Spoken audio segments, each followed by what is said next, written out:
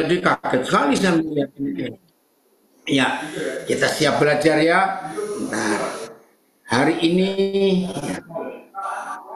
tema kita hari ini bagaimana kita harus berakar, bertumbuh dan berbuah di dalam Kristus Yesus. Kenapa kita harus berakar di dalam Dia? Saudara, karena hidup ini diibaratkan seperti pohon, ya. Hidup ini maaf, diibaratkan seperti pohon. Ya, pohon yang kurang bagus benihnya, tetapi kalau ditanam di tanah yang bagus, tanah yang subur, percaya nggak bahwa pohon yang kurang bagus itu bisa jadi bagus? Tapi pohon yang bagus, ya benih pilihan, bibit pilihan, ya ditanam di tanah yang gersang, tanah yang tidak subur, tanah tidak sehat, maka itu pun tidak akan jadi sehat, tanamannya tidak bisa bagus karena ya itu tanahnya salah. Maka itu berakar itu penting sekali dalam kehidupan kita di tanah yang jelas, tanah yang subur, ya, karena tanah itu mempengaruhi supaya tidak merusak benih yang bagus. Jelas ya? Nah, oke. Nah, itu dia pentingnya berakar. Nah, kalau sudah berakar, perhatikan, harus bertumbuh. Berakar saja. Terima kasih ya yang di dapur. Terima kasih. Ya. Jangan tertawa kenceng-kenceng, maaf, ganggu sekali. Oke, maaf ya. Jadi tanah yang subur itu sangat menentukan pohon itu akan tumbuh baik atau tidak. Ya, saya ulangi lagi karena sangat menentukan tanah di mana pohon itu ditanam. Warga binaan yang dikasihi Tuhan, saudara-saudara, anak-anak saya, dan siapapun kita yang sedang belajar bersama-sama saat ini, sekalipun dalam fakta hidup kita warga binaan tidak ada yang suka ada di tempat yang seperti ini. Tapi kalau hidup saudara, hidup kalian itu bertumbuh di dalam, berakar di dalam Tuhan Yesus, wow, percayalah nanti kalau kalian bebas. Karena selama kalian di dalam, saudara di dalam, ibu bapak, anak-anak di dalam, tapi hidup saudara menyerap dari tanah yang benar, yaitu tanah hidup Tuhan Yesus. Maka kalian, saudara-saudara, akan bertumbuh jadi pohon yang baik. Nah, Tuhan Yesus pernah berkata, pohon itu bisa dikenali dari buahnya. Saya ulangi, pohon itu bisa dikenali dari buahnya. Mungkin orang melihat bentuk pohon, ya, kok jelek sekali ya pohon itu. Tetapi buahnya itu menarik dilihat. Lalu ketika orang mencicipi buahnya, aduh manis sekali. Maka orang tidak akan memperhatikan bentuk pohonnya. Sebab buahnya itu enak dan menyegarkan orang. Nah, saya tadi belum tanya siapa yang milih tema ini. Di antara saudara ini ya nanti biar cerita kenapa milih tema ini. Nah, setelah kita berakar di hidup Tuhan Yesus sebagai tanah yang luar biasa, maka harus bertumbuh. Jangan cuma berakar saja tapi tidak bertumbuh. Tidak ada gunanya. Nah, setelah bertumbuh, maka lanjutkan sampai berbuah. Wah, itu luar biasa kalau Tuhan itu bekerja seperti itu. Oke, kita lihat Yohanes 15 ayat yang ke-7. Yohanes 15 ayat yang ke-7. Bagaimana bentuknya? Ya, Oke, Yohanes 15 ayat yang ke-7. Roh Kudus menolong kita semua hari ini untuk firman, tema yang dipilih itu terjadi dan kita alami dalam hidup kita, ya. Yohanes 15 ayat yang ke-7. Jikalau kamu tinggal di dalam aku, dan firmanku tinggal di dalam kamu, mintalah apa saja yang kamu kehendaki, kamu akan menerimanya. Nah, firman ini adalah tanah itu. Coba lihat ayat yang ke-6, ya, 5 dan 6. Kita lihat mulai ayat 5 dan 6. Firman itu adalah tanah itu, ya, ayat 5. Akulah pokok anggur dan kamulah ranting-rantingnya. Barang siapa tinggal di dalam aku. Kembali akar benih tanahnya itu adalah Tuhan Yesus itu. Tinggal di dalam aku. Dan aku di dalam dia. Ia berbuah banyak. Sebab di luar aku, keluar dari tanah yang baik itu, kita semua tidak dapat berbuat apa-apa. Ya bayangkan. Kalau pohon dicabut dari tanah, dibiarkan, ya mati. Nah itu arti ayat 5. Ayat 6, apa yang terjadi kalau pohon itu tetap di dalam tanah yang benar, dalam firman, dalam hidup Yesus? Ya, oh ini ayat 6 ya. Barang siapa tidak tinggal di dalam aku, ngeri sekali. Ia dibuang keluar seperti ranting dan menjadi kering. Kemudian dikumpulkan orang dan dicampakkan ke dalam api lalu dibakar. Saudara, memang mengerikan kalau kita baca apa yang Tuhan Yesus katakan ini. Pohon yang tidak mau tinggal di dalam tanah di mana dia ditanam, berarti dia keluar. Maka pohon itu pasti mati dan jadi ranting yang kering. Ranting yang kering hanya bisa difungsikan satu hal, paling secara umum. Jadi buat api untuk orang masak, betul? Nah inilah firman yang kita harus tahu. Hati-hati kalau saudara dan saya berani keluar, tercabut dari hidup Tuhan Yesus dan dari firman itu. Saya ulangi, berhati-hati kalau ada di antara kita berani keluar, tercabut dari tanah itu. Dan tanah itu adalah firman dan Tuhan Yesus itu. Ayo kita tetap di situ, jangan keluar. Nanti jadi kering dan mati. Lagi sekali ayat 5 tadi, oh si dikalang hadir, puji Tuhan. Nah kalau kita perhatikan, ayat 5, kenapa Tuhan Yesus berkata, di luar aku kamu nggak bisa berbuat apa-apa. Memang, di luar Kristus kita nggak bisa buat apa-apa. Pohon yang harusnya hidup di dalam tanah, wah, kuala simpang hadir, puji Tuhan. Pohon yang harusnya hidup di dalam tanah, tapi dia mencabut dirinya untuk keluar dari Yesus, tanah itu. Ya pasti nggak bisa buat apa-apa. Yang tadi jadi kering. Maka itu saudara-saudara, kekristenan itu bukan agama. Saya ulangi, kekristenan itu bukan agama.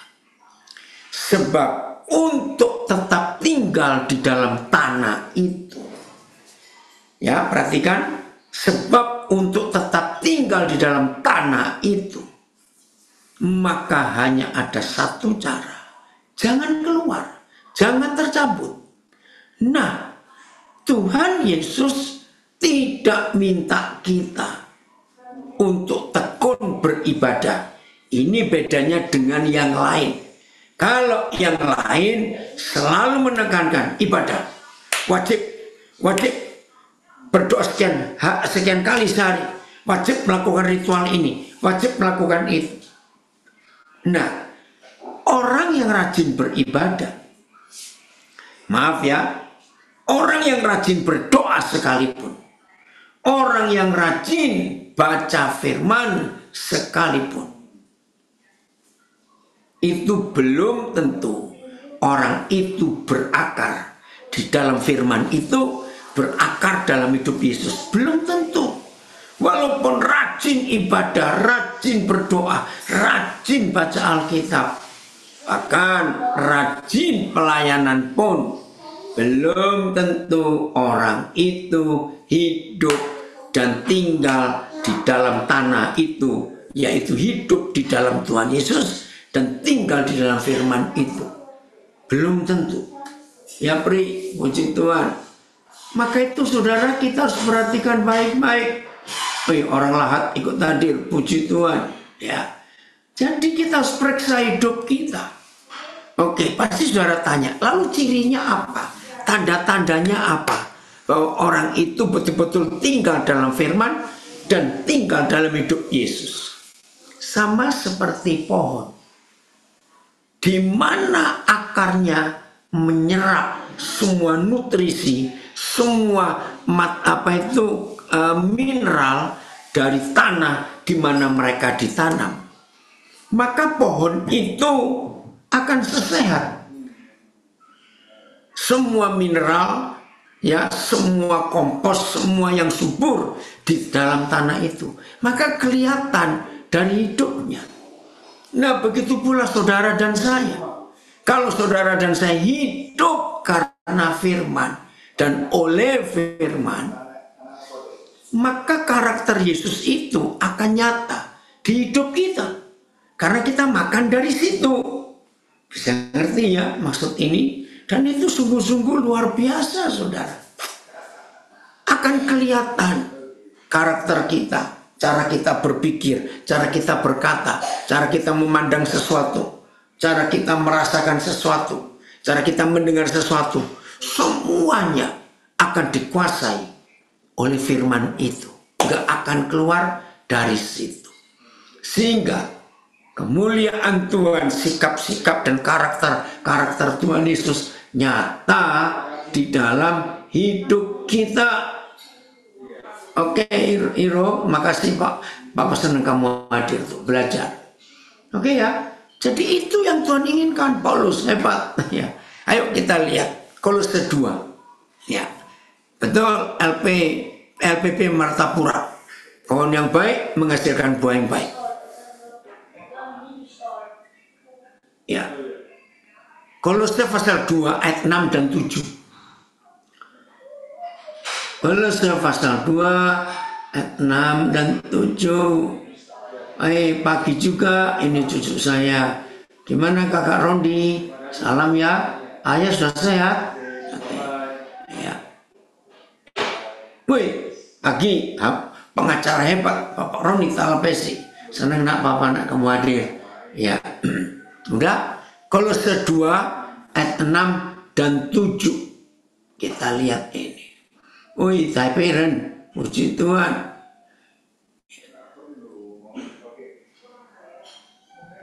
Mana Kolose 2 ayat 6 dan 7. Pagi juga Novi. Oke ya. Kamu telah menerima Kristus Yesus Tuhan kita. Sudah toh? Saudara dan saya sudah menerima Kristus Yesus Tuhan kita. Oi, sahabat saya dari Jerman, Guten Morgen, Herr Tanu. Ya. Saya ulangi. Karena kita telah menerima Kristus Yesus sebagai Tuhan kita. Karena itu hendaklah hidupmu tetap di dalam Dia. TSI-nya langsung aja kali. TSI-nya. Jadi setelah kita menerima Tuhan Yesus Kristus sebagai Tuhan kita, maka kita harus tetap di dalam Dia. Deren, makasih kamu hadir ya. Medin Manopo. Oke. Karena kalian masing-masing sudah menerima Kristus Yesus sebagai penguasamu. Wih, kata Tuhan diganti penguasa kita. Teruslah hidup bersatu dengan Dia. Nggak main-main ini. Setelah saudara dan saya menjadikan Yesus Kristus itu Tuhan, penguasa mutlak atas hidup kita, maka permintaan Tuhan tidak banyak. Teruslah hidup bersatu dengan Dia. Ayat 7. Ayat 7.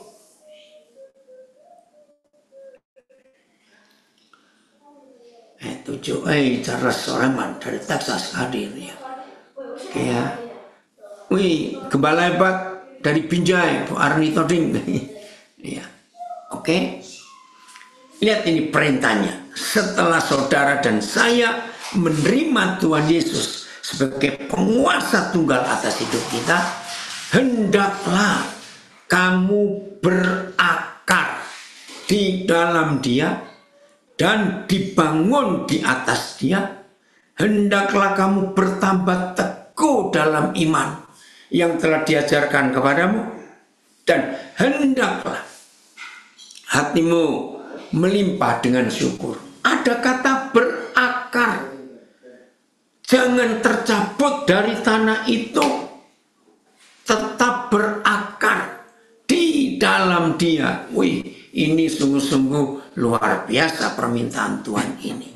TSI-nya, ya. Jadi setelah kita menerima Tuhan Yesus, harus tetap tinggal dalam Dia. Jangan tercabut hidup kita. Sadarilah TSI ya, bahwa kamu sudah bersatu dengan Yesus. Sama seperti ranting bersatu dengan pohonnya. Nah, terjemahan ini lebih jelas ya. Oh Brian, maaf ini, Papa belum bayar kamu, tunggu ya. Sadarilah bahwa kamu sudah bersatu dengan Yesus. Sama seperti ranting bersatu dengan pohonnya. Jadikanlah Yesus itu dasar hidupmu, fondasinya, akarnya.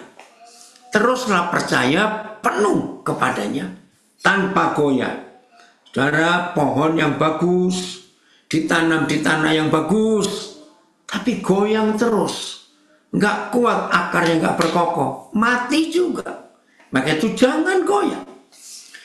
Seperti yang diajarkan Epafras kepada kalian, dan ingatlah untuk selalu bersyukur kepada Tuhan. Ya, ini permintaan Tuhan. Tidak banyak-banyak. Tetap tinggal di dalam Yesus. Tidak keluar-keluar dari Dia. Tetap bersatu. Saudara, ada berapa jenis binatang, hewan yang Tuhan ciptakan itu unik. Pernah dengar nama koala? Ya. Terus, dan satu spesiesnya, ya. Pernah dengar nama kanguru? Nah, unik. Ini binatang yang cuma ada di Australia. Tapi kanguru ada di Papua juga. Oke ya. Binatang ini unik.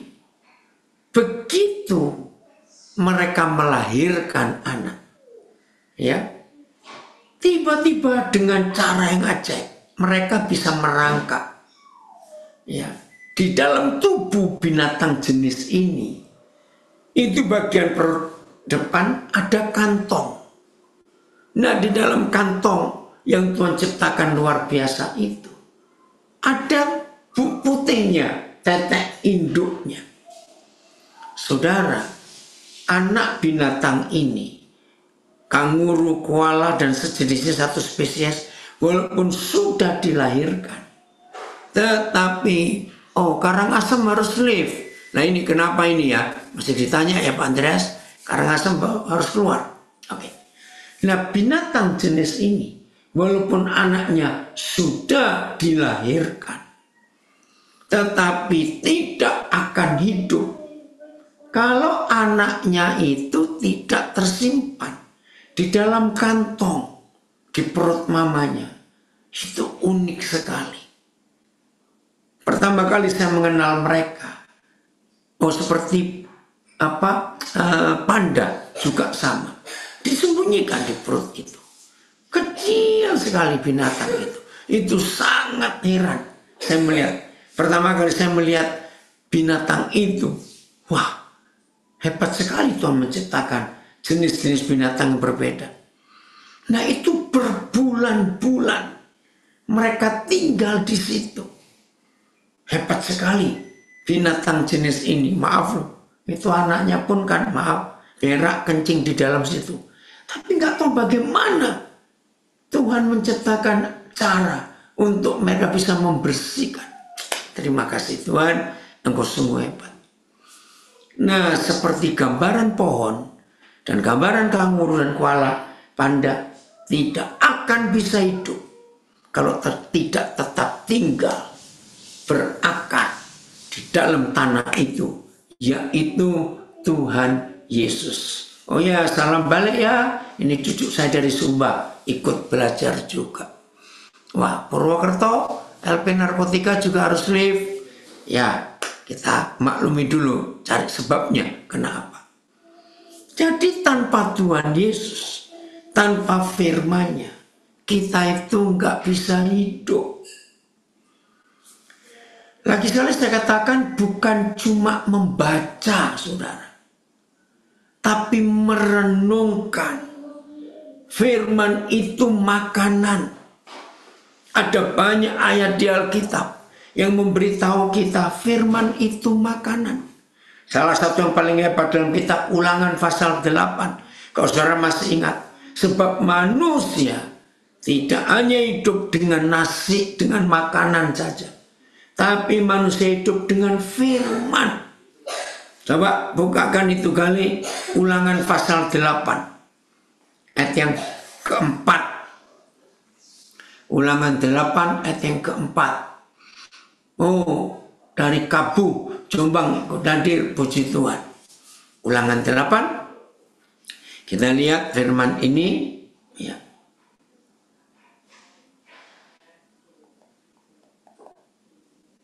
Ulangan 8.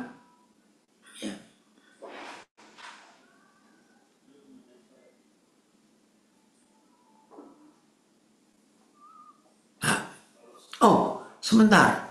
Yang manusia nggak cuma hidup dari roti, ayat 3 kok nggak salah. Maaf, Papa salah kali.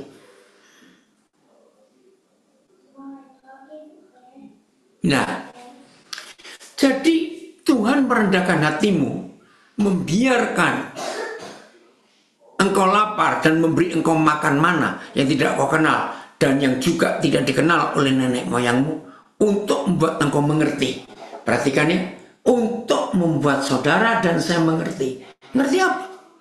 Bahwa manusia hidup bukan dari makanannya saja, tetapi manusia hidup dari segala yang diucapkan Yahweh. Wih, luar biasa. Ayatnya naik lagi kali. Bagian terakhir. Agar kamu menyadari bahwa manusia hidup bukan dari makanan saja, melainkan dari segala sesuatu yang dikatakan Yahweh. Ya. Terus BS. Jadi firman itu luar biasa, saudara. Tuhan Yahweh berbuat begitu untuk mengajar kamu bahwa manusia tidak hidup dari makanan saja, melainkan dari segala sesuatu yang dikatakan Tuhan. Jadi firman itu menghidupkan. Firman itu menyembuhkan. Firman itu obat. Ya, jelas ya. Ini Ulangan 8 ayat 3. Ternyata saudara dan saya tidak hanya hidup karena makanan, tetapi kita hidup karena segala sesuatu yang dikatakan Bapa di surga. Ini keren sekali dalam hidup kita kalau kita mempercayai firman. Mazmur 107 ayat 20. Apalagi firman itu. Wih, terima kasih. Maka itu tema yang terpilih hari ini, ayo kita hidup berakar, bertumbuh dan berbuah di dalam Yesus. 107 ayat 20. Kita lihat.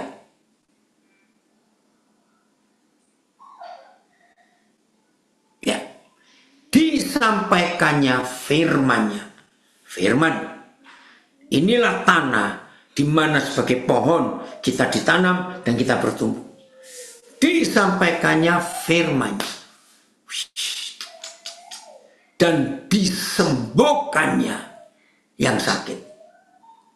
Diluputkannya mereka yang mencintai firman dari liang kubur. Jadi firman itu juga ternyata obat. Ayat dia mengirimkan firman-Nya dan menyembuhkan mereka serta dilepaskannya mereka dari liang kubur. PIS-nya, coba lihat PIS. Ia menyembuhkan mereka dengan perintah-Nya, puji Tuhan, dan meluputkan mereka dari liang kubur. Jadi saudara, setelah kita tahu firman itu makanan dan firman itu obat. Mana ada manusia yang gak perlu makan? Mana ada manusia yang gak perlu obat? Perlu. Dan inilah tanah di mana kita berakar, kita ditanam dan kita bertumbuh di situ. Ini tanah itu. Maka itu jangan tinggalkan firman. Jangan lupakan firman. Jangan merasa aku nggak perlu firman. Jangan, saudara.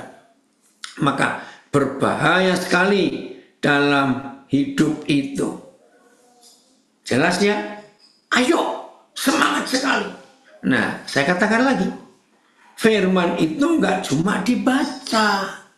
Firman itu dinikmati seperti orang makan. Dan firman itu digunakan rutin seperti orang makan obat. Itu yang Tuhan inginkan atas kita. Ya, jadi kita tidak perlu untuk hidup takut di luar firman. Tidak ada satu yang bisa membuat kita ini hidup. Oh, terima kasih Bapak untuk itu. Nah, jadi renungkan. Ya, bukan cuma dibaca. Berkali-kali saya mengajarkan. Karena firman berkata, renungkan firman itu siang dan malam. Maka hidupmu akan berhasil.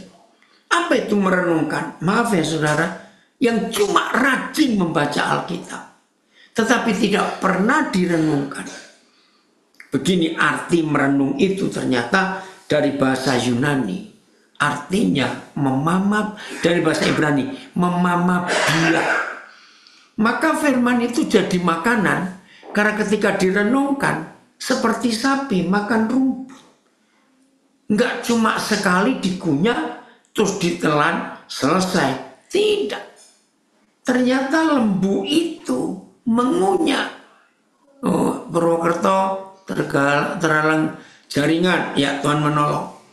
Jadi ketika sapi itu makan, pokoknya jenis binatang memamabia ya, itu ditelan, dicerna di dalam lambungnya, terus dikeluarkan lagi ke mulut, dikunyah lagi, ya, ditelan lagi, ditambah lagi semua enzim dalam lambung, dikeluarkan lagi, dikunyah lagi, sampai sekian kali.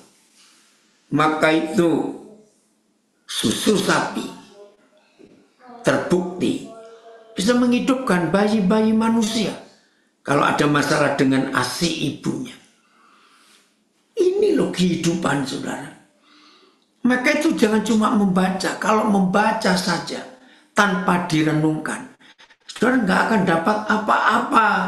Makasih Mimi ya. Saudara nggak akan dapat apa-apa kalau cuma membaca, tapi nggak direnungkan. Apa itu direnungkan? Ya mudah-mudahan penjelasan ini membuat saudara makin ngerti. Direnungkan itu begini. Setelah kita dengar khotbah, setelah kita baca Alkitab, kita endapkan dulu. Ya, endapkan, tenang. Biar tersimpan di memori kita. Nah, jam-jam berikut tidak perlu dibaca lagi yang sudah mengendap di pikiran kita. Sambil makan, sambil kerja, sambil jalan, keluarkan lagi firman tadi.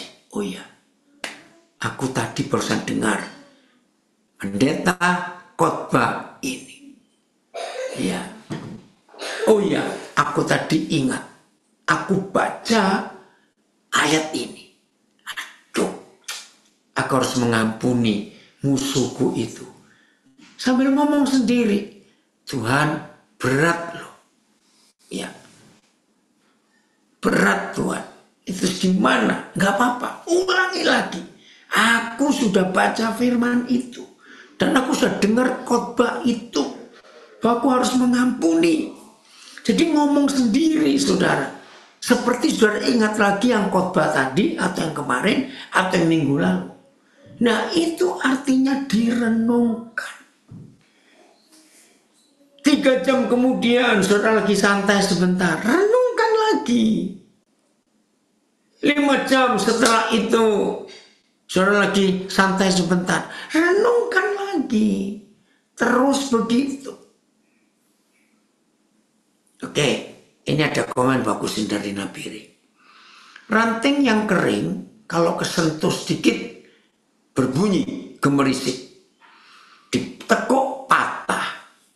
Orang di luar Tuhan yang jiwanya kering, kesentuh sedikit ngomel, tersinggung, panas, naik darah, ditekuk patah. Orang di dalam Yesus tenang dan lentur. Wih, hebat sekali ilustrasi ini. Finish, puji Tuhan. Dari Martapura mendapat tempat, firman dapat tempat dalam hati. Ya, harus buat tempat untuk firman dalam hati. Ya, dari Surabaya. Seperti merenungi nasib waktu putus cinta. Ngelamun, kecap-kecap, kedip-kedip, dipikirin terus-menerus. Ini ilustrasinya. Ya betul. Ya, orang yang merenungi nasib itu hafal. Ya, oke, saya beri contoh lagi yang lain. Ayo, siapa pernah ngalami habis nonton film? Ya, habis nonton film. Dan film itu mengena di hati saudara. Kenapa setelah seminggu, ya, setelah 2 minggu, setelah sebulan, setelah 3 bulan, tiap kali ada orang tanya tentang film itu. Kenapa orang itu bisa cerita jelas tentang film yang dia baru nonton? Pernah nggak ngalami seperti itu?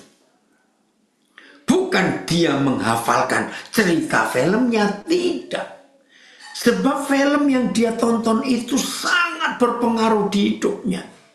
Dan tiap hari, atau sehari 2 kali, atau 2 hari sekali, dia itu merenungkan alur cerita film itu.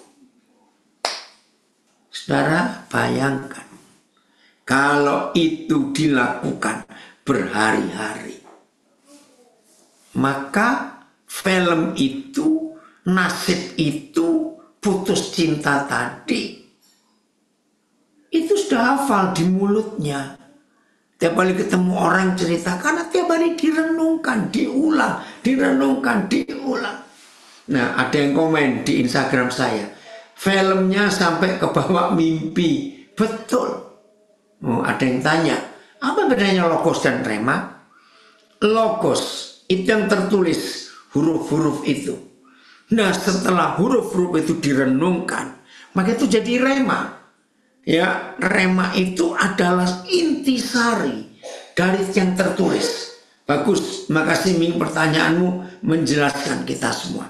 Ya, jadi kalau cuma logos, itulah kelompok-kelompok membaca Alkitab. Ayo saudara, kita baca Alkitab ya, sehari 5 pasal, atau sehari 6 pasal, pagi 3 pasal, malam mau tidur 3 pasal.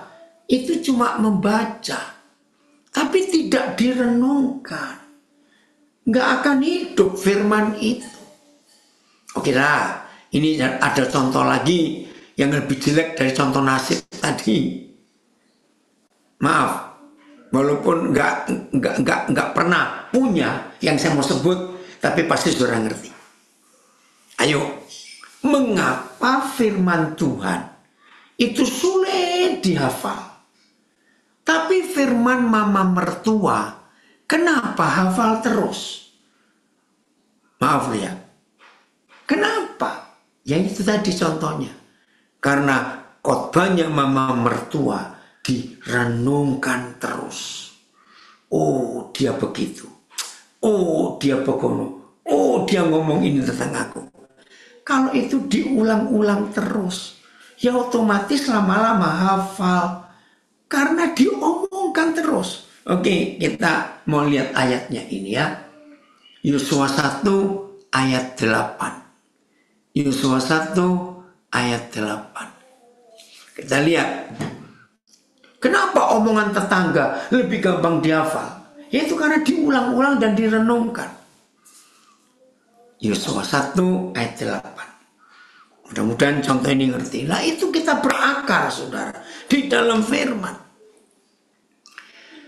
Ya.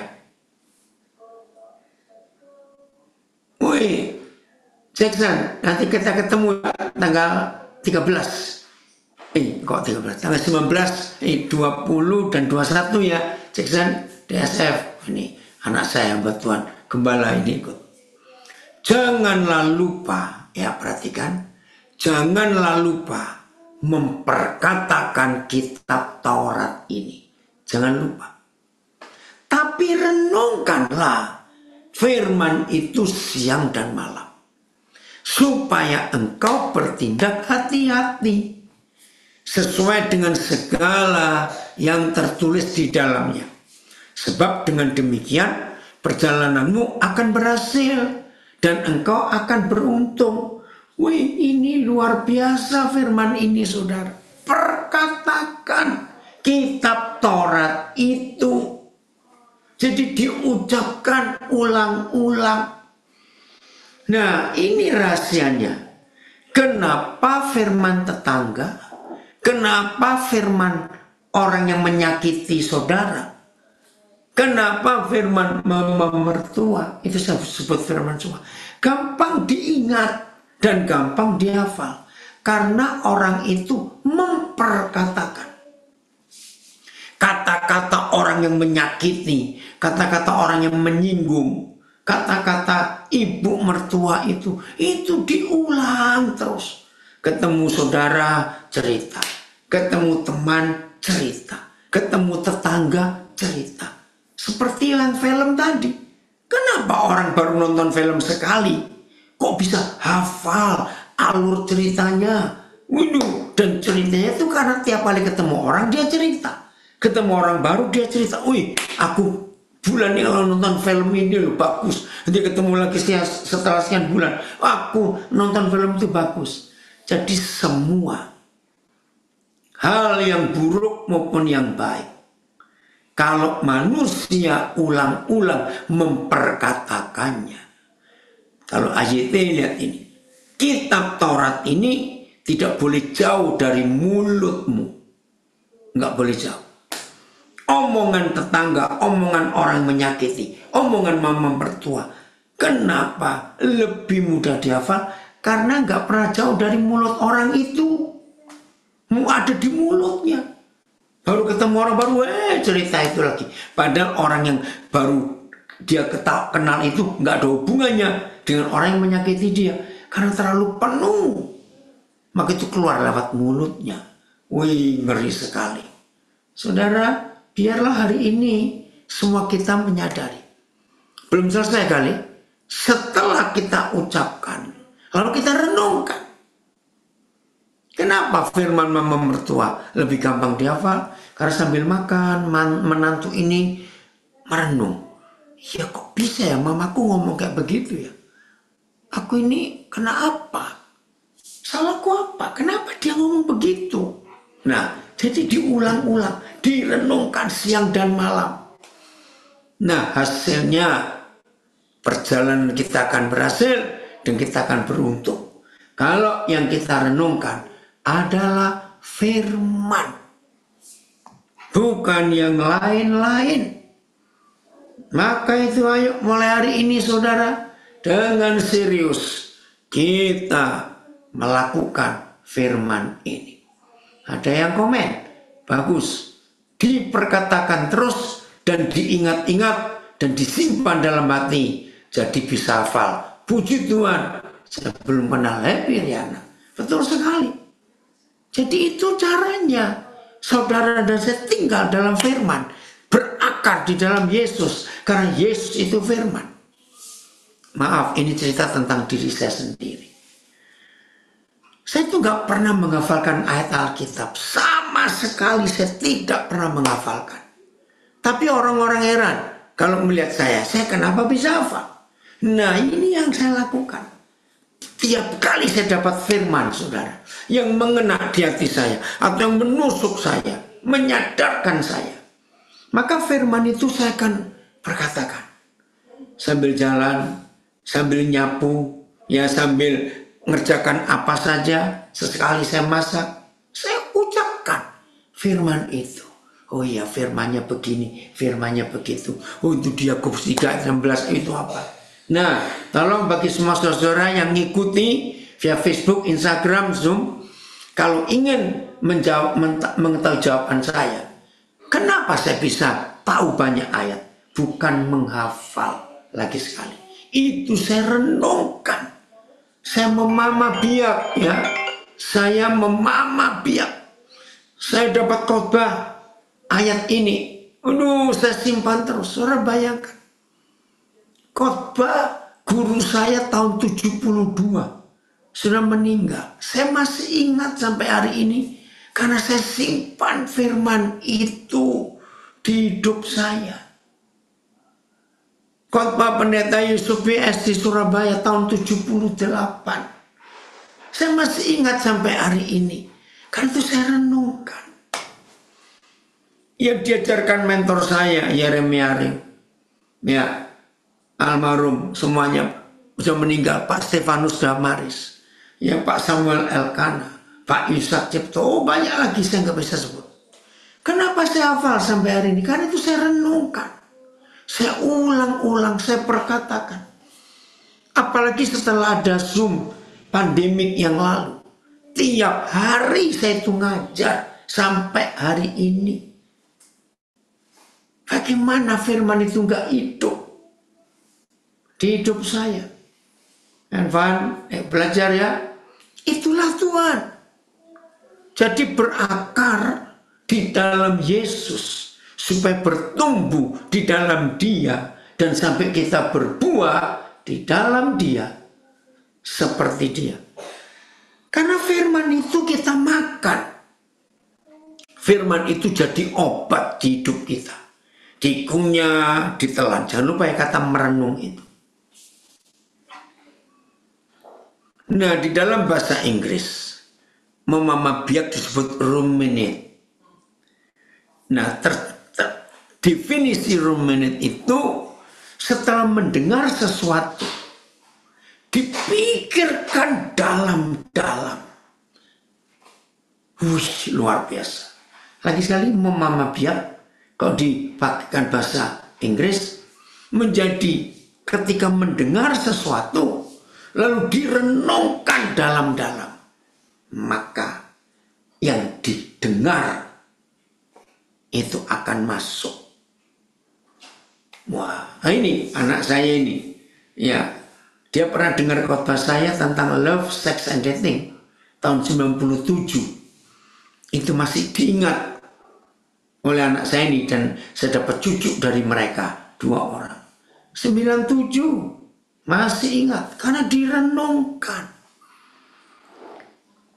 Maka itu saudara, kalau sampai saudara melakukan kebenaran ini mulai hari ini, tiap kali dengar firman, pasti saudara akan menikmati hidup yang luar biasa. Karena firman itu terus bekerja, terus menancap di hidup kita. Dan firman itu adalah tanah yang subur. Dan kita akan bertumbuh di situ dalam kebenaran. Hebat ya. Itu yang Tuhan inginkan kepada kita. Lakukan. Maka kita akan berakar terus di dalam Dia. Kita akan bertumbuh di dalam Dia. Dan kita akan berbuah. Terima kasih Tuhan. Nah, ayo lakukan. Maka itu kenapa sih? Maaf ya, kalau ada yang bertobat itu maksud saya. Kenapa ada orang ingat perkataan seseorang pada sudah 40 tahun lebih? Ada toh? Kalau cerita yang dulu, ya karena direnungkan firman itu. Kata-kata orang itu direnungkan 40 tahun yang lalu. Masih ingat sampai hari ini. Oh iya, anak saya dari Tuban hadir. Ya, maka itu saudara dalam hidup ini nggak apa-apa, Agus. Ya, nanti WA ya. Ayo. Jadi tidak ada cara lain supaya firman itu hidup di dalam kita. Saudara dan saya tetap tertanam di dalam dia, berakar di dalam dia, makan vitamin dari firman, obat yang luar biasa, makanan yang sehat. Nanti kita bertumbuh karena tanah yang sehat itu. Lalu kita akan berbuah. Dahsyat. Rara, opa ini berapa hari lalu telepon Rara, kok tidak aktif? Ini cucu saya dari Bandung. Salam buat papa dan koko ya. Nanti opa telepon. Nah, inilah yang Tuhan cari di antara kita. Bagaimana kita bertumbuh di dalam dia, berakar dalam dia, bertumbuh dalam dia, dan kita berbuah di dalam dia juga. Maka hasilnya buah-buah hidup ini makin lebat dan banyak orang bisa menikmati. Jadi saudara, ayo kita mulai hari ini serius terhadap firman ini. Jangan dianggap enteng, karena Tuhan mau bekerja dalam hidup kita. Oke, ayat yang berikut. Mari kita lihat ayat yang berikut. Ya, supaya makin kuat kita di dalam dia. Ada Yohanes. Ya, Yohanes pasal yang ke-16. Ketika Tuhan Yesus sudah kehabisan waktu untuk mengajar, ya. Gimana ini waktunya sudah habis? Ayat 12. Yohanes 16 ayat yang ke-12. Sudah habis waktunya. Masih banyak hal, ya. Masih banyak hal yang harus kuajarkan kepadamu, yang harus kusampaikan kepadamu. Tetapi sekarang kamu belum dapat menanggungnya. Jadi bahan firman itu masih banyak, tapi nggak ada waktu. Lihat ayat 13. Siapa yang melanjutkan? Tetapi, nah ini jawaban atas masalah kehabisan waktu. Tetapi apabila ia datang, yaitu Roh kebenaran. Jadi tugas selanjutnya itu Roh Kudus. Bukan lagi Tuhan Yesus. Karena waktunya sudah habis dan dia harus balik ke surga. Roh Kudus akan memimpin kita semua ke dalam seluruh kebenaran. Ini yang luar biasa. Seluruh kebenaran. Enggak ketinggalan satupun. Itu Roh Kudus. Jadi saudara, tugas Roh Kudus yang Tuhan berikan kepada kita, Roh Kudus itu diberikan pada semua orang yang percaya. Tugasnya adalah membawa firman.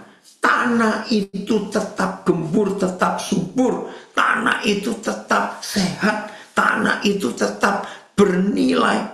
Yang nutrisinya banyak, mineralnya banyak. Itu karena Roh Kudus. Begini maksud saya. Satu kali saudara, tahun ke-10 saya jadi hamba Tuhan. Tiba-tiba saya tuh kepikir, Tuhan, apa nggak habis bahan khotbah saya sebagai hamba Tuhan ini? Karena apa? Banyak kan cuma 66 kitab itu. Saya harap ada rekan-rekan saya hamba Tuhan bisa ikut mengerti ini. Ya. Kan cuma 66 kitab itu. Nggak boleh ditambahin, nggak boleh dikurangi lagi. Aduh, mau bagaimana nanti ini? Ya, keberadaan kita. Kalau dokter memberi seminar nggak akan habis banyak. Karena penyakit bertambah terus. pengetahuan kedokteran bertambah. Seorang manajer memberi seminar manajemen gak akan kehabisan bahan. Dan semua ahli-ahli di bidangnya masing-masing, profesor-profesor, doktor-doktor itu, penceramah-penceramah itu, ya, tidak akan kehabisan bahan. Karena bahannya ada terus. Tapi hamba Tuhan, pengkhotbah, cuma 66 kitab. Saudara, setelah lewat 40 tahun, setelah lewat 50 tahun, ternyata bahan itu nggak habis-habis. Yaitu tadi karena Roh Kudus terus yang bekerja untuk menyatakan hal-hal baru. Belum selesai kali. Coba lihat kalimat berikut, masih ayat 13. Ya. Ya, Ming baca, lakukan yang terbaik, firman itu bekerja terus di hidup kita, maka kita akan mengetahui kehendak Tuhan. Ya, jelas perbedaannya. Sebab ia tidak akan berkata-kata dari dirinya sendiri, tetapi segala sesuatu yang didengarnya, itu yang dikatakannya, yang diajarkannya kepada kita. Jadi Roh Kudus gak akan kehabisan bahan mengajar kita, karena dia terus dapat yang baru dari Bapa. Ya, itu caranya. Sebentar, ada yang tanya supaya saya nggak lupa. Jadi cara membedakan kehendak Tuhan, kehendak diri sendiri. Rajin mengenal firman nih. Ya, jadi contohnya ketika kamu disakiti, tiba-tiba ada suara, balas saja. Nah, itu kehendakmu. Karena firman berkata jangan balas, bahkan berkati. Nah, itu contohnya. Ketika kamu lagi nggak punya duit, tiba-tiba, ada uangnya saudaraku ini, dia lupa taruh, aku ambil. Itu pasti bukan dari Tuhan. Pokoknya kehendak Tuhan selalu sama dengan Alkitab. Oke, saya lanjutkan. Yohanes 14:26. Jadi nggak ada alasan lupa akan firman. Yohanes 14 ayat 26. Jelas ya, Ming, pertanyaannya? Ya. 14 ya. Tetapi penghibur, yaitu Roh Kudus, yang akan diutus oleh Bapa dalam namaku. Wow, luar biasa. Dialah yang akan mengajarkan segala sesuatu kepada kita. Ingat tadi Yohanes 16 ayat 13. Roh Kudus akan memimpin, menuntun, membawa kita ke dalam seluruh kebenaran. Sekarang di Yohanes 14 ayat 26. Roh Kudus akan mengajar saudara dan mengajar saya tentang segala sesuatu. Bayangkan tanah di mana kita berakar dan kita harus hidup. Itu tanah yang selalu baru, yang dibawa oleh Roh Kudus, mengajar tentang segala sesuatu dan membawa kita ke dalam segala kebenaran.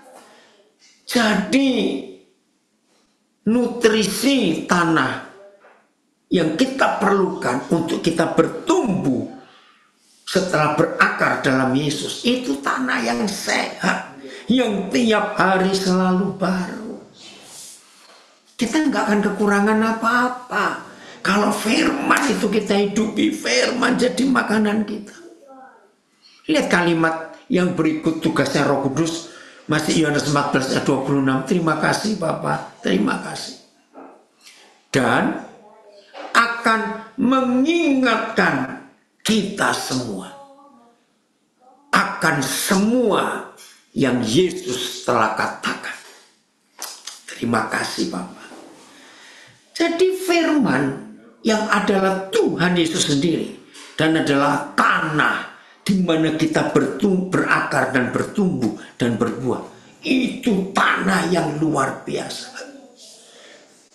Sehingga saudara dan saya gak akan lupa tanah itu. Jadi gak ada firman yang kita bakal lupa, tidak. Firman itu mengingatkan, Roh Kudus itu mengingatkan kita terus. Keren ya. Yuli, Papa gak sempat mampir villa ini, maaf. Jadi Tuhan akan membawa saudara dan saya untuk tetap berakar di dalam tanah firman yang luar biasa ini. Dan hidupnya akan tetap semangat, saudara. Hebat ya Tuhan kita itu. Maka itu tiap hari segar terus. Karena selalu ada hal-hal baru yang Tuhan nyatakan di tanah kehidupan ini. Nggak akan kekurangan mineral, nutrisi, ya vitamin-vitamin, semuanya. Karena firman itu yang menguatkan kita, yang membawa kita ke dalam seluruh kebenaran. Terima kasih. Oh, Ambarawa harus live. Tuhan memberkati ya. Oke, jadi inilah kebenaran yang kita terima. Anak-anak saya, saudara semua warga binaan, ya hiduplah di dalam firman. Saudara yang di dalam sebagai warga binaan punya banyak waktu untuk saudara menikmati firman itu dan berakar makin dalam lagi. Ayo mulai hari ini ya kita menjadi tumbuhan di dalam firman yang kuat dan hasilnya akan luar biasa. Kalau kita mau melakukan, Papa lagi di Alabama nih, Yul, ya. Jadi kehendak Tuhan yang terbaik dalam hidup kita adalah tetap tinggal di dalam tanah itu, dalam firman itu. Sehingga setiap hari nutrisi dari tanah itu mempengaruhi cara kita berpikir, cara kita melihat, cara kita mendengar, cara kita berkata, cara kita merasakan sesuatu, cara kita memutuskan sesuatu. Tiap hari firman itu mempengaruhi kita semuanya. Pasti kita sehat. Pasti sehat. Oke? Tuhan Yesus memberkati kita semuanya.